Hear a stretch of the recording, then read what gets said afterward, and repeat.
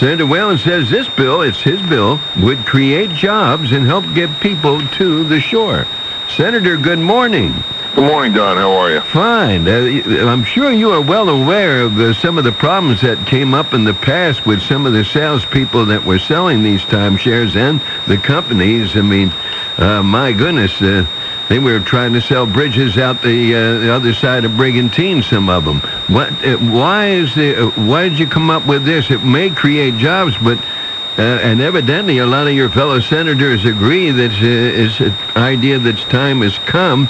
Has the timeshare business been cleaned up enough to do this? Well, I think first off, the timeshare business has cleaned itself up. It would probably with help from, enforcement and regulation.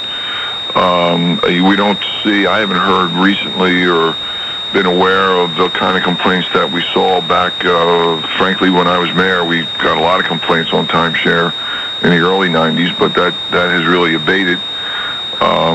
So I think the industry has matured and is no longer doing some of those things, those sort of high-pressure tactics that really didn't work out for the industry either, as it turns out, because they were selling things kind of like the mortgage problem. They were selling things people couldn't afford them and they couldn't pay, and then where the heck were you? But so that you have that. But I think more importantly, right now you have a situation where in order to sell timeshare, you have to be fully licensed as a real estate agent. And frankly, they're different products. If you go to buy a house or buy a piece of commercial real estate or a condo, whatever it may be, that's different than going and buying a week's vacation. So we have a licensing procedure for people to sell timeshare that is geared to the real estate and not geared to selling timeshare. So this would change that. And by the way, this bill, yes, the timeshare industry brought it to my attention and lobbied on its behalf, both with me and with others. But in the process of this, we met with several realtors, including the state New Jersey Board of Realtors, got their input. They felt that the timeshare people pointed out that there are many states that don't even have any standards to sell timeshare, and I guess that would have been their ideal. They really didn't ask for that, but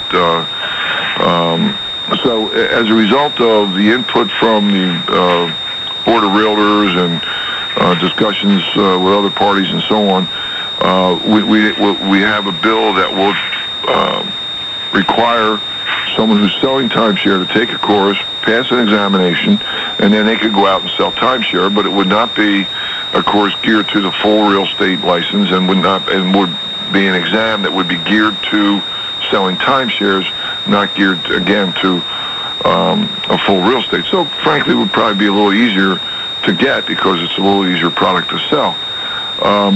My thinking and my reason for the support is, as you just said, I see this as an opportunity to create some jobs, and also as an opportunity to bring people to the shore. The timeshare folks at the flagship, which again seems to do a good job, very few complaints.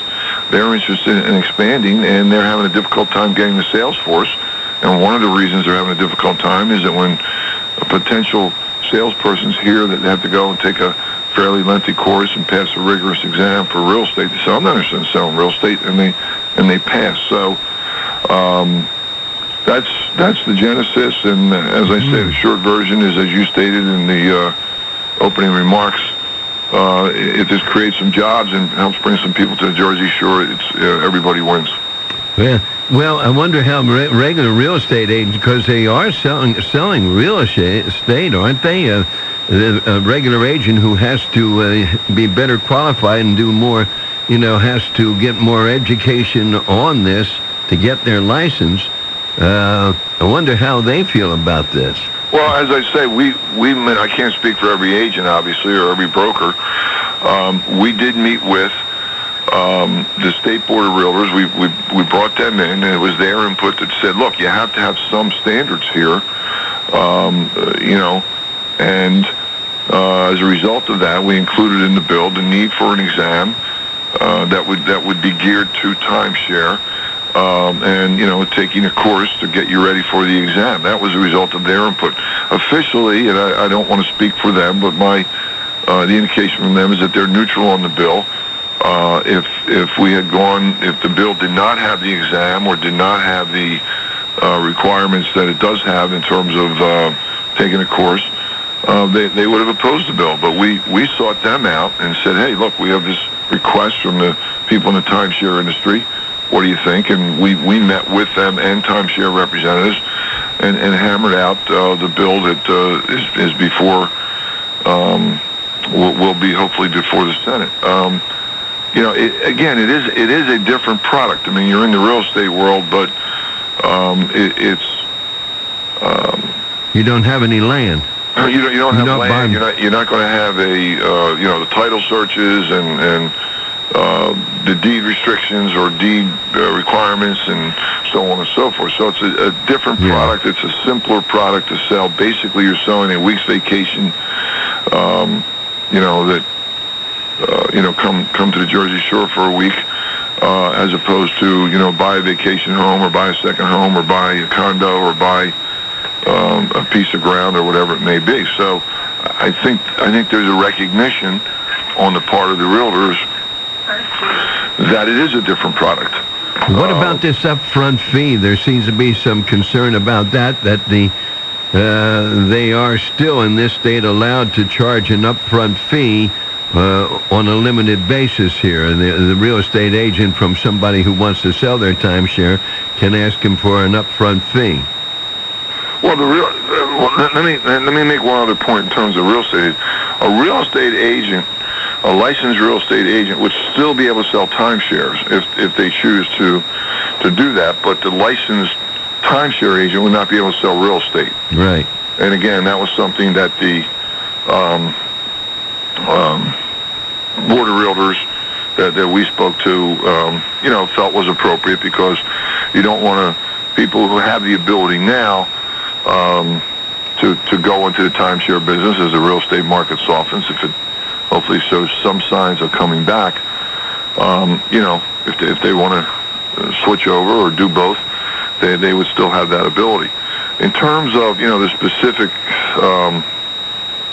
business practices of how the timeshare is sold and so on, as I say, my sense, judging by the lack of complaints. Now, you may get flooded with calls in the next 10 minutes from people who have horror stories to tell, but I think most of those would come from an earlier error, if you will, because I have not heard the sort of almost strong-arm tactics that we heard, and it seemed like you had to run a gauntlet on the boardwalk of different timeshare companies, almost harassing people to, get in a van and go to Brigantine and sign this or sign that. I mean, I think the industry has matured and it has figured out that, it doesn't do them any good to get somebody to sign a piece of paper if they can't afford to carry the cost of this thing.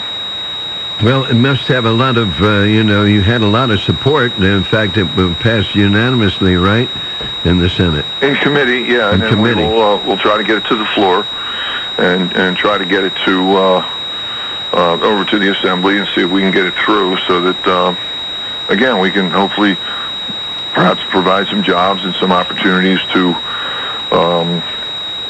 get more people to come to the shore. I mean, if I think, again, I point out that I don't think the abuses stemmed from, we had the abuses and we have the system that we have now. So the licensing per se did not prevent the abuses.